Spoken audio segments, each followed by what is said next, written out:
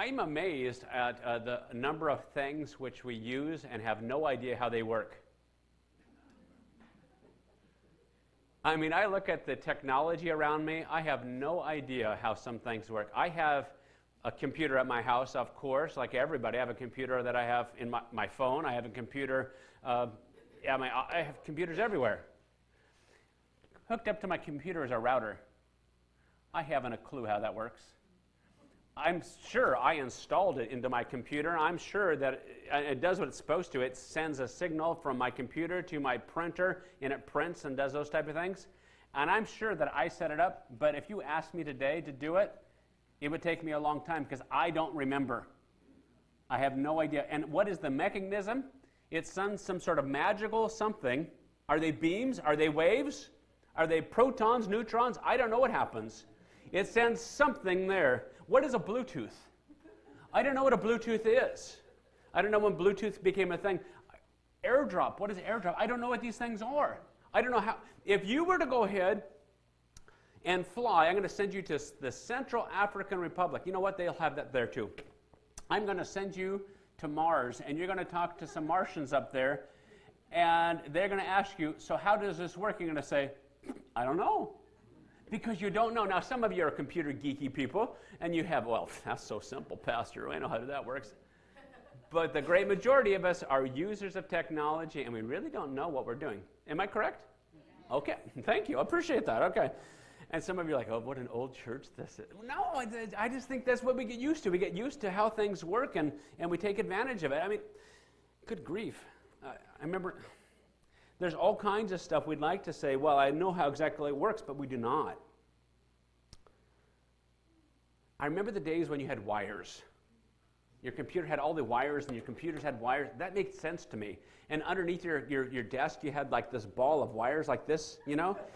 And even though it was awful, you knew how they connected. You knew how things worked. And you figured that out. And I say, okay, I understand at least that. That makes sense to me. I don't understand how it floats through the air. I don't get how that. Let me ask you this. Your connectivity to your computer, through your router, to your printer, or whatever your peripherals may be, okay, that's one thing. How does this work? How is your connectivity, if you will, and how does it work with God? I have a hard time figuring out how my hardware works, how it communicates from one thing to another thing. I mean, I use it, but I don't understand exactly how it works. I don't understand the dynamic, really. But I look at this, too, and I think of our relationship with God, and I think of our connectivity with God. How exactly does that work? You're like, well, prayer. Well, exactly how does prayer work, by the way? That's a hard question once you start thinking about it a little bit. And I'm here to tell you that there's another thing that's essential, by the way. Even before you get to the point of prayer, you have to have the point of faith. You're like, okay, well, I understand that. Okay, well, do you? Let me ask you this question. Do you understand faith? What is faith? Well, it's kind of like trust. It's kind of like belief. How in the world do we understand this? Can it get better? Can the signal get better? Is it possible to have less faith, more faith? Well, I suppose. Well, what makes it better? How does it increase? How do we augment faith? This is enough of a question that Jesus is going to go ahead and he's going to be confronted by his disciples, or the apostles, as it says in Luke chapter 17. Turn there. If you go to Luke chapter 17, we come to here, and the apostles or the disciples are going to come up to Jesus, and they're going to say, hey, we got a question for you, Jesus. We want to figure out how in the world we can have better connectivity. That is, how can we have better faith? And we come here to Luke chapter 17 this morning. Luke 17, and we're going to look at verses 5 through 10 this morning. Not a very long section. And we look at the concept of connectivity. I'm here to tell you, a lot of times people want you to be ashamed, by the way, of your faith. I'm here to tell you that the means by which you have a relationship with God is by faith. And that's it. People say, well, I want you to prove God to me. You cannot prove God definitively. With all of your argumentation, you can't do it. You cannot prove an infinite with all of your finite proofs. You can't do it. Ultimately, there's going to have to be a point where you're going to have to say, yes, but I believe. And you're like, oh my goodness, I have to make that leap of faith, if you will. Yes, you do.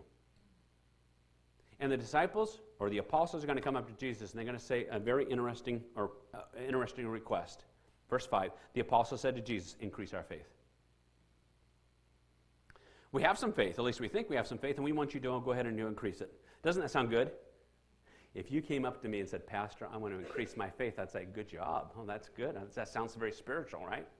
Isn't that good? So I'm thinking in my back of my mind as the pastor, I'm like, oh, that's a good one back there. Gold star for that person right there, because they said the right words. Fantastic. Increased my faith. How is faith increased? How in the world is faith increased? Some people say, well, the faith is increased by studying more. Well, I know a lot of people who study an awful lot, who know a lot of things, but they don't have much in the way of faith. Faith seems to be something that the only way that it is able to be augmented, that it is to be increased, to be strengthened, is that one must go into situations which are highly uncomfortable, and they must enter into the arena of faith. They must come into the arena of the unknown, and therefore they must go ahead and trust God through the midst of trouble. By the way, without the luxury of knowing when the end will come. I mean, I can get through some things when I know that the end will come. I usually go ahead and walk at Chambers Bay, okay? And I used to go ahead and I used to walk up the big hill, which I don't like. But as I'm walking up the hill, I used to count the steps because I like, okay, at least I know if I walk up the steps, I know if I take this many steps, it'll come to an end because I know there's an end to it. I know nowadays that from one particular point to another particular point, it takes me 9 minutes and about 58 seconds on a good day. On a slow day, it's 10 minutes. But I know I can get up there, okay? All right? Just can't stop. Just keep on going, Stacey. It's only this much longer. Because I know that there's an end and I can get to an end. But sometimes, ladies and gentlemen, when we enter into those times where there is trouble and turmoil, guess what? We don't know the end. We can't see the light at the end of the tunnel. We have no idea when it shall end. We don't know. And the disciples come to Jesus and they say, hey, we got a really nice thing to say to you, Jesus, and we're going to ask you this. We're going to say, increase our faith. But the reality is that faith is one which is hard. I get people that tell me all the time, oh, you just believe that you have to have faith in Jesus and you get saved. As if faith is an easy thing. Faith is a hard thing, in my opinion. Oh, sure, it's easy in the sense that you're not working for things, but to believe is hard.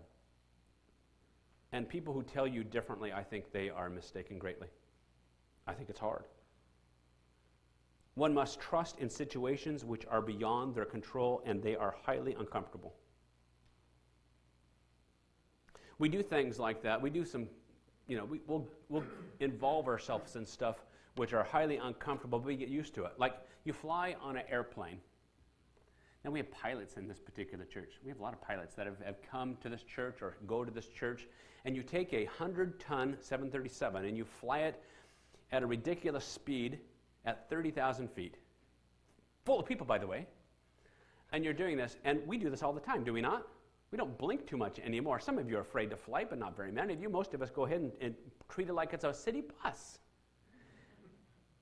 100 tons flying through the air, that doesn't make any sense, but it does, and it works.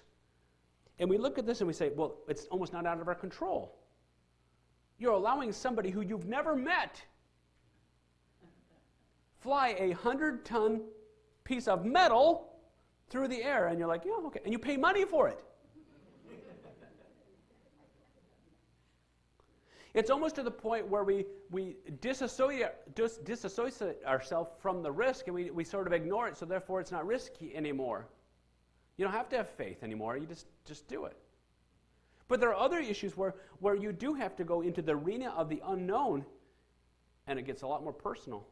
You get a high school kid, and he goes ahead and he has to go to school. And he's got people making fun of him because he says, you go to church, huh? You can't have a good time. You can't party like we can. I get to go out there. I get to drink. I get to sneak out, and I get to go hang out with my friends. I had that. When I was in high school, I had people say, Stacey, I never see you at the kegs. Why don't you go to the kegs? Go drinking with us, man. He's got to sneak out and get drunk, and that'll be great. And I said, well, I don't think that's appropriate as a follower of Jesus Christ. Fanatic. And you have to make a point where you have to say, yes, by faith, I'm going to leap and say, I'm going to go ahead and follow Jesus rather than the things and the pressures which are around me. Wouldn't it be nice if when we had those occasions that we always succeeded, where we always said, oh, well, I follow Jesus every time, but the reality is this, folks, is that we fail an awful lot. There are times where God will allow us to be in those situations which are difficult and we're struggling, and we will cave to the temptation which is around us. And when we cave to the temptation, God says, well, I guess I have to put him through a lesson again. I have to let her go ahead and do this again. Matthew chapter 14. Matthew chapter 14, we're going to go ahead and turn there because that's such a great example. Matthew chapter 14. We get the loudmouth disciple named Peter. We got Peter here, and he sees Jesus in an unusual situation because Jesus is walking on the water. And we find here in Matthew chapter 14, starting in verse 28, well, 22, Jesus is walking on the water, right? And in verse 28, we get Peter. And Peter is like, oh my goodness. And he wants to get out of the boat. And Peter said to him, Lord, if it is you, command me to come to you on the water. And Jesus said, come. So Peter got out of the boat and he walked on the water and came to Jesus. Holy smokes. But when he saw the wind, he was afraid, and beginning to sink, he cried out, Lord, save me. And Jesus immediately reached out his hand and he took him and he said, oh, you of little faith, why did you doubt? Now I look at this and I have all kinds of things to say about this particular section here. First of all, Peter actually gets out of the boat. I don't see any of the other disciples getting out of the boat. Peter got out. If I was in the boat, I am firmly planted my booty on the plank. I am not getting out. I don't like rough seas. I'm not super excited about that. Peter, that's up for you, baby. You go ahead. You go out there, Peter. You go walking, man. I'm not getting out. That doesn't make any sense because I know what happens when people step out on the water, they sink. And I don't swim very well, so I'm not very excited about this. Go for it, Peter. And Peter actually is going to go ahead and climb over the gunwales. He's going to go ahead and he's going to walk upon the water. And he actually takes a couple steps. I think that's pretty cool as he looks to Jesus. But here's the problem, is that so many people, or Peter's just like so many of us, is he looks at the waves and he looks at the storm instead of looking at Jesus, and all of a sudden he says, oh, it's too much and I can't take it, and he begins to sink, and Jesus grabs him. And this is the thing that gets my mind too, because Jesus says, oh my goodness, why did you doubt, you have little faith? And I want to scream at Jesus, like, little faith, that's incredible! Right, isn't it? I think it's amazing that what Peter did, but the reality is that Peter didn't do much of anything. He simply did that which was frankly expected. A person to recognize who Jesus was and how special Jesus was and say, I can trust in him and I can believe in him and I can walk on water. He gets himself into a situation which is beyond his control, even beyond his comprehension, and he has to deal with it. And he has to trust. The disciples come to Jesus and they say, hey, build our faith or increase our faith. That's what we want. And Jesus says, really? Because the way to increase our faith, oh, sure, you can read, sure, you can study, sure, you can hear messages, but the number one and best way to learn faith is that you must experience difficulty and challenge and follow Jesus, walking towards Jesus through those difficult times. Without the benefit of knowing when it's going to end, without the benefit of knowing if you'll survive, and you're trusting.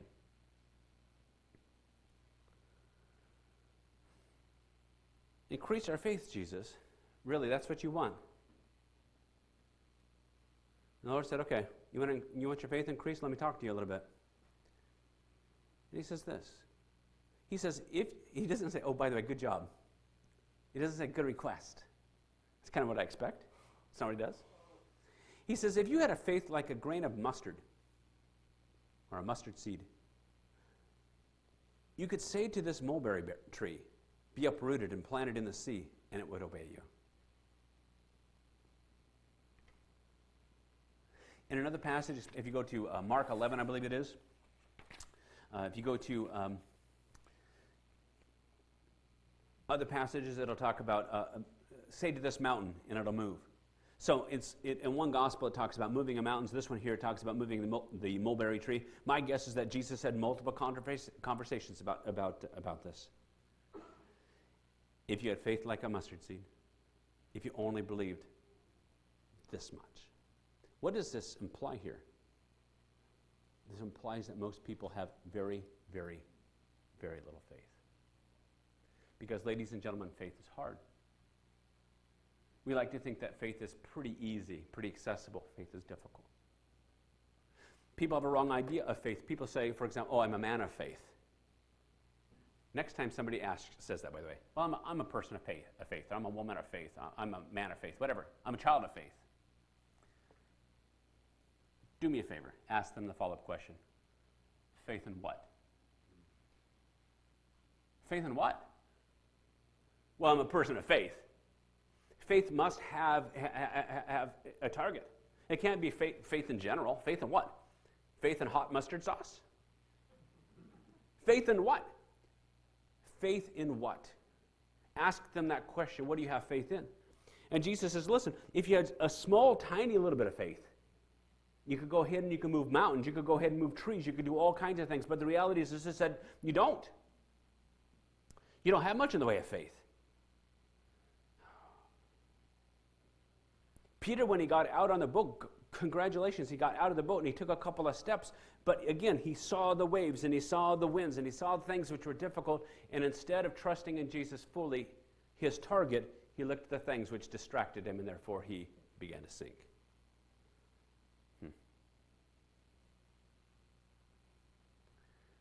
What's our connectivity? Our connectivity is through faith, but I'm here to tell you that our faith is difficult. Our faith is a challenge.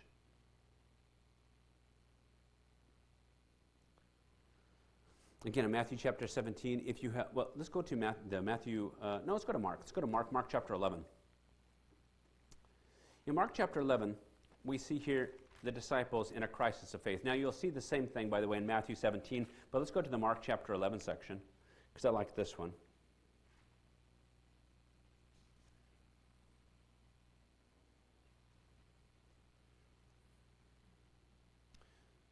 Maybe I don't. Hold a second. Okay, let's go to Matthew. Okay, sorry. Maybe it's the Matthew 17. I think I must have mistyped. My bad. So let's go Matthew 17. Yes, that's better. Okay. So you go to Matthew chapter 17. We have this whole situation where they go up into the Mount of Transfiguration, right? And as Jesus and James and John and Peter are coming down from the mountain, we see that the rest of the disciples are there, and that there is a man. And the man has come. And the man has come, and he is despondent because he has a son who keeps on having seizures, and the evil demon cannot be driven from him. And Jesus is going to respond to them. And Jesus is going to say, well, hold on a second here. He says, the problem that we have here, in 17:17 of Matthew, he says, and Jesus said, O faithless and twisted generation, how long am I to be with you? How long am I to bear with you? Bring him to me. And Jesus rebuked the demon, and it came out of him, and the boy was healed instantly. And the disciples came, and Jesus privately said, why could we not cast it out? And he said to them, because of your little faith. These are the disciples. Of all the people who should have pretty good faith, they should have pretty good faith, but they don't. And we like to sometimes look down on the disciples and say, boy, those disciples didn't do it very well. Folks, you're a disciple of Jesus Christ, and I'm here to tell you, examine your faith. You're like, well, I'd like to build my faith. Well, okay, you want to build your faith? I need you to understand, to build your faith, you're going to have to go through it. And we, in our society, in our American society, we do almost everything we can to avoid going through it, don't we? Who wants to go through the problems? I don't want to go through problems.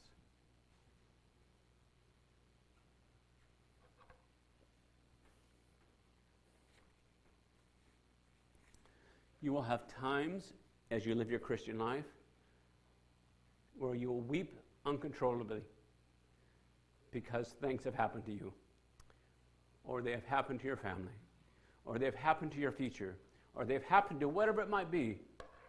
And you throw up your hands and you just say, God, I don't understand. I don't understand. Please help. But folks, I'm here to tell you that it's those types and those moments where you do not understand and you're pleading to God for help at those times where God is developing faith within you. But we don't enjoy those times.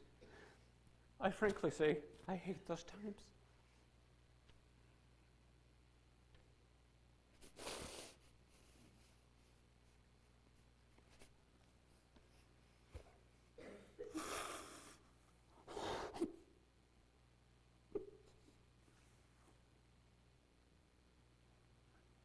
have times of hurt. You have times that you would change it if only you could. You can't. And the only thing that you can do is pray to God. You say, God, I don't want to grow in faith. I just want my situation to be solved. I want it to be fixed. Oh, please fix it. In the passage in Mark, there's a man who has his son. And his son keeps on falling into the fire with an epileptic seizure. And the disciples cannot drive it from him. And he comes up to Jesus and he tells him he needs to believe. And the man says, I believe, but help my unbelief. Our connectivity with our God is belief. And we look at it and we say, oh my God, I don't understand exactly how faith works, just like I don't understand how the internet works or the Bluetooth works. That's fine, but we need to use it.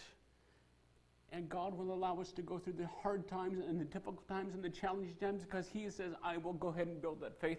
Not, by the way, so that you can become an independent individual, independent from me, but that you might rely even closer upon me, that you might have a greater faith in me because you understand that I am the strong one and I have the ability. That you continue to look at me and not the waves, and instead of this situation in which you find yourself. And you find yourself in today's world, and you find yourself, and you're overwhelmed with the great difficulties about you, my God. And you're like, I don't understand it, my God, please help me. And those are great prayers to pray. And I cannot go ahead and lie to you and say it's all going to be fine, but I can tell you this, that God will use it for your increase in faith.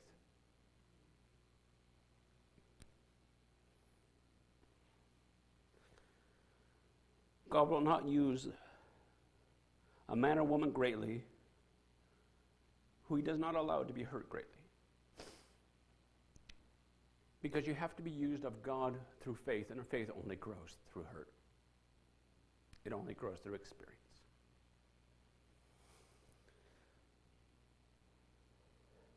For by grace, through faith, the mechanism by which we come and know our God, you are saved.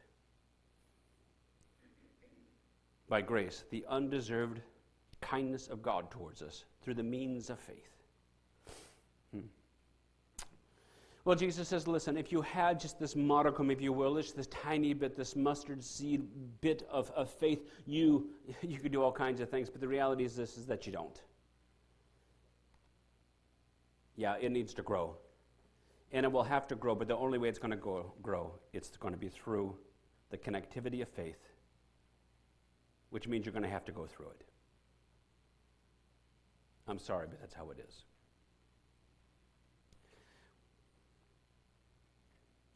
So our sovereign God, he calls us to respond in faith. And as human beings, once again, though we may not like it, that's what it is. Now, we respond in faith.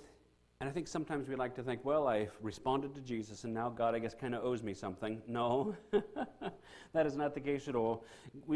God doesn't owe us anything. It is only grace by which we might have a relationship with him. And we look at the next verses here, because what we see here is we see that God calls us to be his followers by faith. And what we need to be is we need to be people understanding our position. Look at verse 7.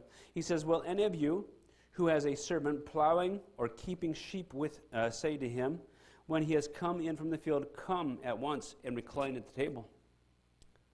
Will he not rather say to him, prepare a supper for me and dress properly and serve me while I eat and drink, and afterwards you will eat and drink? Now this is strange for us, again, as we in American culture. And America has done some interesting things and some good things and some bad things, of course. And one of the things is, in an American democracy, we go ahead and we get rid of a lot of classism, right? So we go ahead, we don't have kings and we don't have queens and dukes and all this type of stuff. So we get rid of a lot of that. So we don't have a whole lot of royalty unless your name is Kennedy, right? But even the Kennedys aren't, that's way old, okay? So is there royalty? Not really. So you don't have a whole lot of royalty anymore or anything like that, so everybody's sort of the same. I mean, you get people who go to church in hoodies, right? You have people who go to church in jeans. There isn't a whole lot of specialness anymore in American society. It fell off.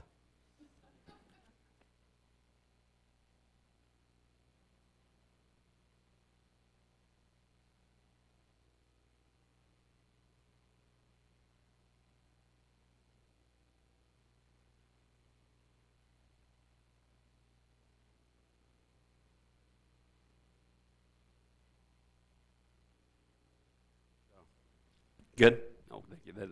Thank you. Now we're good. Okay, we'll just do this way. So, anyway, what was I going to say? Oh, yes, we're not yes. Yes, thank you. Thank you very much. There we go. Yeah, so, yeah, but we go ahead and we make our society so it's pretty flat, so nobody's more important than another person. And we like to think that, hey, I can go ahead and I can visit the president in a pair of jeans. And no, you can't. Okay? And sometimes we go ahead and we think of our relationship with God and we say, well, I guess I can go ahead and stand before God, if you will, and it's no big deal, and I can, it's not an issue. There's, God and me, we're kind of like buddies. No. You need to understand that our God is a great God. And we need to understand that there is a sense that he is great and majestic. And we are low. And Jesus says, listen, he says, you respond to God in faith. Okay, fantastic. He says, but it's not as if you've done any favor. You're supposed to be a servant, and servants are supposed to do what servants do. Just like in a human situation where you would have a master here, and he would tell the servant to go ahead, and he says, go ahead, and he's not going to say, come on and eat out of the field and sit down and eat with me. He's not going to do that. He's going to say, get yourself dressed, get yourself cleaned up, serve me, and then things will be fine. Because there is a class, there is a situation. I, God, am bigger than you. And you need to understand that. I am calling you to respond in faith. And just because you responded in faith, you have not done God any great favors. Okay? He continues on. He says, does he thank the servant because he has done what he's commanded? Oh, thank you, servant. You've done such a great job. Now, and again, American culture, I thank people all the time. I thank my barista. I thank people who help me at a hotel. Cab drivers, I thank them. I thank people who take my luggage. I thank them. But in this society, a servant is a servant, and they do what they're supposed to do because it's their job. And God says, listen, when you go ahead and follow me as you're supposed to follow me, I don't go ahead and say, oh, great job, because you're doing exactly what you're supposed to be doing. Do you know what God's standard is for us? Perfection. We're supposed to always do the things which he wants. We don't, but it is there. He continues on. Does he thank the servant because he did what he commanded? So you also, when you have done all that you were commanded, as my servants, so you also, when you have done all that you were commanded, say, we are unworthy servants, we have only done what was our duty. You're supposed to do what you're supposed to do. When God says, hey, I've asked you to believe in me, what you're ultimately supposed to do is say, yes, Lord, I will believe and I will trust in you. He asked the one question. He says, does the servant, is he supposed to get commanded? Which is interesting because in the Greek, it's the sentence there, and it's a question, and it's untranslated. Does he thank the servant? And the answer to that, because of the way it's written, is no. He doesn't get the thank you. But he's still supposed to do what he's called to do. When we look at our situation here, we have here Jesus. And he's responding to his disciples, and his disciples are saying, Jesus, grow our faith. And Jesus says, well, okay, here's the problem. You don't have much. And I have to say that I don't think that we're that much different from the disciples. If the disciples have faith less than a grain of mustard, then I would say that we have very, very small amounts of faith as well. And the only way that we can gain our faith is to go through the great difficulties and trials which God puts in our lives, which are highly uncomfortable, which we do not like, which we do not necessarily see an end to. And yet God says, trust in me. Troubles come and we look at the waves and we look at the wind and we say, oh my God, I don't know if I can do that. And he says, trust me. In the book of Hebrews chapter 12, it reads this way. Therefore, since we are surrounded by so great a cloud of witnesses, let us lay aside every weight and sin which clings so closely. Let's get rid of the junk. Let us get rid of the distractions. Let us run with endurance, that is, the keeping on stuff, the race that is set before us. And I don't always know what race you have before you. God has a different track for each and every one of us. Sometimes it is relatively smooth, sometimes it's over hills, sometimes it is through the valleys, sometimes it is through the fire, sometimes it is through the waters, sometimes it is through the tears, and sometimes it is through the challenge of opulence, which would distract you. Run the race that is before you. Look at this, looking to Jesus, the founder and perfecter of our faith. And this is the essential component here. We look towards Jesus. We look towards Jesus. We don't deviate our eyes and look at the things which are around us which distract us. That's what we have here. If you wish to grow in your faith, you look towards Jesus and you hold to him especially, particularly in those times of great challenge. You're like, can I do that? Is he worthy? Yes. Why do I know this? It is for him, for it is he who for the joy that was set before him endured the cross, despising the shame, and is seated at the right hand of God. He is the one who already went through the valley of the shadow of death. He is the one who already died for your sins. He is the one who already went through it, and he says, follow me. Keep your eyes on me and follow me. Have you been through it? If you haven't been through it, you will be.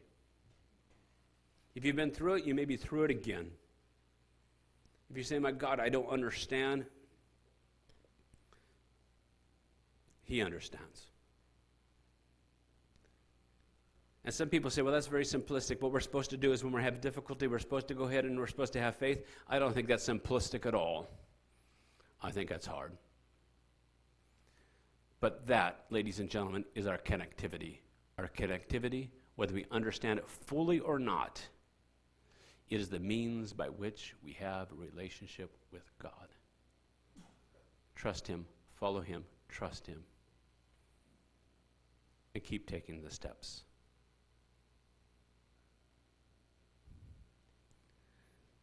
We look at a very difficult section here to live out. Not a difficult section to understand. You can read all of these words and say, I get every word here. These are not hard things to understand as far as their words. But when we go ahead and put them into practice, boy, that's hard. And I'm here to tell you the next time that the tragedy strikes in your life, when the difficulty strikes in your life, oh my goodness. Try to bring this to mind and say, I'm keeping my eyes on Jesus, and I will not be distracted by the waves. Amen?